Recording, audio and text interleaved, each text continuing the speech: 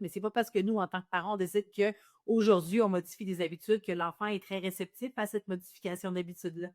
Possible que ça prenne quelques élans de répétition, de constance et de cohérence dans la modification de cette habitude-là. Donc, le plan A serait notre nouveauté. Hein. Souvent, ça va être, je vous avoue, des méthodes d'entraînement dodo visant l'autonomie. Et ça pourrait être simplement d'endormir, par exemple, l'enfant dans les bras sans le sein. Puis le plan B pourrait toujours rester le sein. Comme on pourrait avoir un plan de match visant l'autonomie avec les méthodes sans peur alternative autonome, trois méthodes qui sont juxtaposables avec des intensités différentes.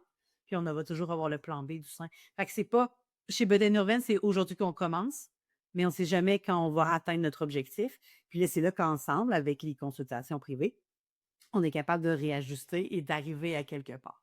Moi, j'aime bien le parallèle de l'escalier sommeil. Tu sais, nous, là, on va prendre une marche à la fois, puis que tant et aussi longtemps qu'il n'y a pas une marche sur laquelle on se sent confortable, idéalement, on ne pousse pas l'enfant en haut de l'escalier. On l'accompagne, on le prend par la main, puis on l'accompagne à chaque marche de cette fameuse escalier sommeil-là.